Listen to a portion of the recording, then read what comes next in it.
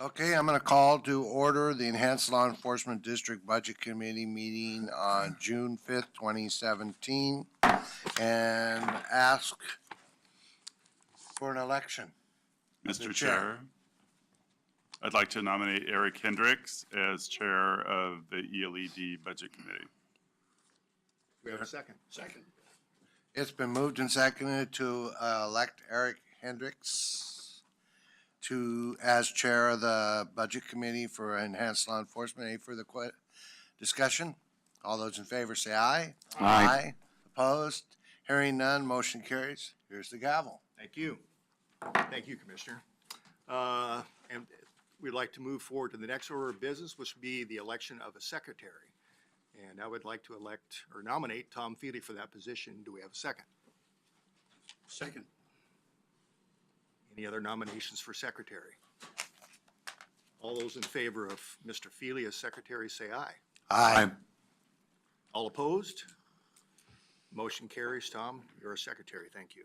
Thank you. Now it's time for the sheriff and his staff to present the 2017-18 ELED budget. Sheriff, good morning. Good morning, Chair Hendricks and ELED board members and our Board of County Commissioners. With me today is, seated to my left is Nancy Artman, our business manager. Off to my right is Under Sheriff Matt Ellington, and our recently transferred as of today is James Rhodes, who's now in charge of detectives. So to kick it off, I want to go ahead and go through the budget message for the fiscal year 2017-18. The Clackamas County Enhanced Law Enforcement District, also known as the ELED, was approved by voters back in November 8th of 1994 and began levying taxes on July 1st, 1995. The permanent tax rate of 0.7198 per thousand assessed value is used to assess taxes on the properties lying within the district boundaries. The goal of the ELED was to provide an improved level of patrol service in the unincorporated area of Clackamas County, but within the metropolitan urban growth boundary, including the cities of Happy Valley and Johnson City. On July 1st, 2003, the city of Happy Valley opted out of the district after passing a law enforcement local option tax. So in keeping with the goal of the district to provide additional patrol services within the boundaries of the district, Happy Valley contracts full-time law enforcement services with Clackamas County Sheriff's Office. The Clackamas County Sheriff's Office provides the personnel for Happy Valley's Police Department. The fiscal year of 2017-18 budget is built to support 35 sworn positions. The fiscal year 17-18 budget includes one additional full-time deputy. As you may recall, one full-time deputy was also added in 14-15. Additionally, the budget supports the material and services for costs for 35 positions. These include uniforms, C800 radio, support, and dispatch services. The ELED's projected revenue for fiscal year 17-18 is $6.8 million. This represents about $278,700 increase, or 4.25% from the prior fiscal year's budget revenue of $6.5. The major budget items for the ELED are $5.6 million to fund the personnel costs for 35 positions, 28 deputies, 6 sergeants, 1 lieutenant. This figures an increase of 6.64% from fiscal year 16-17, which includes salary, fringe benefits, overtime, holiday pay, and workers' compensation cost. Over $506,000 for professional service, which includes a 7.21 increase in cost for dispatch services provided by CCOM, and $181,920 in building note principal and interest from the North Station building. This is a reduction of 0.60% from the prior fiscal year of $183,010. As always, the Sheriff's Office is absolutely committed to remaining good stewards of the ELED funds. This resource will be used to adhere to the district's goal relating to emergency response, full-time service law enforcement, and neighborhood quality of life. This time I'd like to turn it over to Captain Rhodes, who's going to walk us through the PowerPoint here. James. Good morning again, Captain James Rhodes of the Sheriff's Office. Here we go. This is Fund 116, the Enhanced Law Enforcement Budget, which again is a $7 million budget, no support from the general fund. 98% of the fund is current tax year revenue, with less than 2% from delinquent taxes, interest, and penalties. The majority of the funds, approximately 80% of it, supports FTE. The remaining, you can see there about 3.5 and then 2.6 to cost allocation and debt service. Debt services for the building, which we have formerly referred to as North Station, has now been renamed the Bill Bowman Building in honor of a deputy killed in the line of duty. Some of the accomplishments and performance outcomes within the ELED, perhaps our shining example is our neighborhood livability project, which we've talked about extensively. We continue to develop that program. We have great success in targeting nuisance houses and properties, coordinating services with other departments within the county, and bringing about positive, lasting resolution to these properties. And again, all of that work is done inside the Enhanced Law Enforcement District. We also have expanded the Bill Bowman Building, again formerly North Station, to increase its ability to be a regional law enforcement training center. Our fund balance is $171,000 carrying over to the next year. There are no contingency or reserve funds. We have enough money to add 1 FTE to the Enhanced Law Enforcement District this year. That'll be 1 deputy sheriff. Capital projects, again, this refers to the Bill Bowman Building, formerly North Station. All of these projects were for the past 5 years. We have no ongoing new capital expenses planned for the 17-18 fiscal year. Our revenue trends, our revenue is stable. Collections are projected to increase. This is a bit offset by the potential loss of revenue due to municipal annexation. So what's happening is as cities expand and annex property from the Enhanced Law Enforcement District, that takes away some of the properties that would generate Enhanced Law Enforcement District funds. But to offset that, the property value of the Enhanced Law Enforcement District continues to increase. Therefore, it becomes a stable fund currently at the given rate. I can't project the rate at which these cities will expand and continue to annex pieces of the Enhanced Law Enforcement District, and I cannot project the value at which the existing properties will increase, but currently it seems to stabilize the fund. Our expenditure trends are dedicated, as I mentioned earlier, almost entirely to personnel. We have enough money to add that extra personnel this year, so we'll go from 34 to 35. We've requested or received no policy level proposals this year. And at this time, I'd like to turn it over to questions. I have a couple of questions.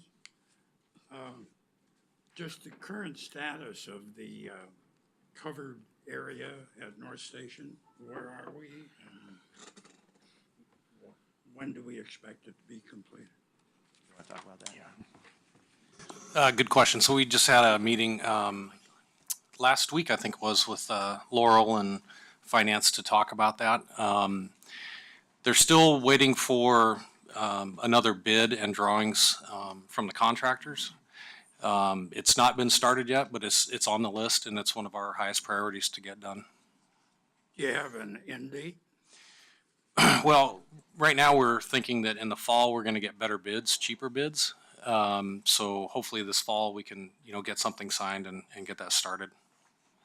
Thank you. The other question I had was with regard to Damascus and their disincorporating. Is there any possibility that they would request joining the district? That's a great question, and there's actually been a lot of conversation about that issue itself at our regular budget presentation for the Sheriff's Office. There's some discussion about that. I think that what we're hoping to do is work closely with Don Krupp as the county administrator, at some point in time come out with a polling or just kind of see where the citizens of Damascus would like to land. I think Don's suggestion was to hold off for some time, or Don? If I may, we're still kind of working through the dissolution of the city, and we're currently in a period of time where the assets that belong to the city's general fund are sort of being accounted for to continue some of the former city staff, and a portion of those assets have been used to maintain the staffing through the contract that was held with the city of Damascus. That's not assumed in the budget going forward with the general operations budget for the sheriff's office. But there's been a lot of conversation with the community about how best the county can work with now an unincorporated area of 11,000 citizens and some 16 square miles. And I think we've got some time yet to invest in hearing from those folks about how best to proceed in that regard before we start talking about other things in the area of service delivery, and particularly asking them this question about law enforcement services. Thank you. Any other questions? Yes. Go ahead, Nick. How does the FTE, what's the FTE ratio to population, projected population growth? How does that work out? We're talking about adding another 11,000 people possibly over here. How does that match up? I don't have the figures for the population to law enforcement to FTE ratio.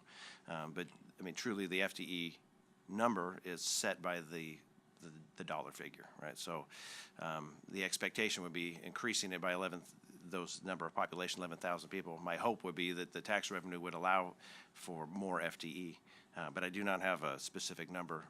If you're speaking to like per thousand, I don't have that number. Any further questions? A couple things. First, a little bit of clarification on, is the motor unit part of ELED or more so that of the sheriff's budget? The dedicated traffic team, sometimes referred to as the motor unit because they're largely on motorcycles, is from the general fund, and and part of it, I think, maybe from the levy, but none of that is funded through the ELED. Okay, okay. And so the territory in which the motor unit covers is what typically? Is it countywide, or where's most of their activity centered at, based within? So where the traffic team deploys is driven by traffic statistics, traffic complaints, those type of things. We try and concentrate our efforts for maximum efficiency. For example, today that we were out working school bus stops at schools, right? Looking for people, trying to target our most vulnerable population, which would be children. So that takes them in many different places, but they span the entire county. But sort of as a general rule, about 53% of our work, law enforcement work, is done inside the enhanced law enforcement district. And that is about accurate with the traffic team. I'd say at least half, if not a slight majority, of their work is done inside the enhanced law enforcement district. Okay. And the reason I was saying is, and don't take this wrong, I was wondering if it was really more on a part-time basis, because on the 99E corridor, the Golfing corridor, I just don't see them hardly ever, and kudos to the department, because we have a compliment, an accolade from one of our citizens on Johnson Road out in the Stafford area, thanking us for the extra patrol out on Johnson Road. So it was, one, good news. Second is that, okay, so I thought I would get clarification, because I really don't know, how that is either funded, or how often, or how frequent it's in use, or where it's in use. So you've answered that. And last week, I mistakenly gave accolades. I'll give them accolades again to on the community neighborhood livability project you're all doing. So I thought that was in the sheriff's realm, but it's primarily within the ELED, as I'm reading this. So the majority of the staff, the deputy sheriffs who have dedicated additional time to that, are paid through the enhanced law enforcement district. The majority, and I mean like 99% of the locations, the houses, and the work that's done is inside the enhanced law enforcement district. So it is both almost entirely funded through the good work of enhanced law enforcement district personnel. Well, thank you for that. For those around in the room that weren't here last week, all I hear is positive feedback, and you guys are doing some great work along with the DA's office. So that's worked out really well. Something I have mentioned under the chairmanship of former Chair Lehan, and also again repeated under the leadership of Chair Ludlow, and I'll repeat again, take this opportunity, is that of all the districts, and today's our district day, of all the districts, this is one district that I struggle to understand, and this is not a criticism at all. It's actually more upon us, I think, really, the chair, or frankly, the board of county commissioners, not the sheriff's department. So if you sense anything there, I'm kind of directing that, speaking to my colleagues on the commission, is that, as an example, on the library district, we didn't meet as a library district board until last year for the first time. I've been here 6 years, and 6 years, 7 years, now my 7th year, we have not really met to really talk about the future and the viability of ELED. As I understand it, the district was formed. We have a contract to contract those services with the sheriff's department. So an ELED or a district is a separate standing government body. The Board of County Commissioners, the Board of Directors. We have not met specifically as a ELED to talk about either master planning or the future of, or trying to meet the objectives in which the voters elected to put this district in place, or the expansion of. And I think that's something that's on us, it's not on you all to talk about. But I think that of all these districts, I can look at it with the exception of this one, we have met as the Board of County Commissioners in the capacity of these districts to talk about issues, whether it's lighting or whether it's water environmental services, sewer, so on. That's something I think we need to have a closer relationship, as complex as the sheriff's budget is, between this and the levy and the general fund contribution, and the obligations of which the levy has a specific set of obligations that the taxpayers voted in, as does ELED, and less so actually on the general fund, which is the lion's share of the funding. But I just want to just get that on record, that I think we need to do a better job as a county commission to engage the district and talk about the viability. The other thing, Captain Rhodes, that you kind of mentioned, I want to add to, is that he's talking about that stabilization of funding. We're still building a lot of homes in the unincorporated area, so we're adding a lot of assessed value in the unincorporated area, more so than we have properties being annexed into the cities. So I think that's kind of kept us, somewhat treading water, if you will, not necessarily drowning and not necessarily floating up on top. But thanks for the good work. I have a lot of financial questions, but I'm not going to do that here today. As you know, I'm trying to get a better grip of issues surrounding overtime. It's not really, it's more about tracking. We've discussed, I appreciate your help on that, but I'm going to forego that today and wait for a better time. And hopefully, again, my message is we can meet as ELED and talk about what the mission is and how we can do a better job of understanding what's going on, and maybe even engage the advisory committee. I know we have some members that sit on that committee. And we should, and we should be engaged with the advisory body as well. And we haven't had that opportunity, at least since I've been here. Thank you. Ken, and me. Thank you, Mr. Chairman. Half of my question actually got answered, I think, in your presentation. I was wondering whether the full 35 positions were in fact filled, and apparently they are.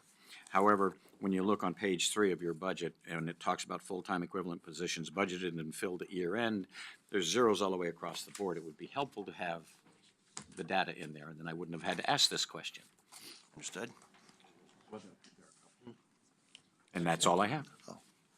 So I want to add a couple things. So one of the things, Happy Valley's contract with it is in the ELED budget because it was existing within the unincorporated area at one point, was part of that district, and then when it became a city, the contract just stayed there versus Wilsonville, which is in the sheriff's general budget.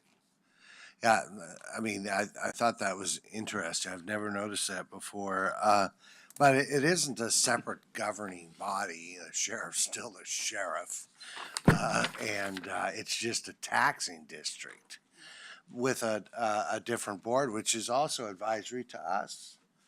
But it would be great. The first time I ever heard anyone ever wanted to meet with you with the ELED. I used to meet with ELED probably 6, 7 years ago. I used to attend some of those meetings, and we'll have to set that up. Motors, one of the things I talked to you, Sheriff, about is the tickets, revenue had gone down. And that usually occurs for some reason, which was you had somebody out who had been in a bad accident for nearly a year or a year. That has a huge impact on the number of tickets that are written. Can you tell me what, and believe me, I'm not basing the budget on how many tickets are written, but what does an average motorcycle officer write for tickets a year? Is there an average? Or, I mean, is it thousands? It seems like they get me every time I do something wrong.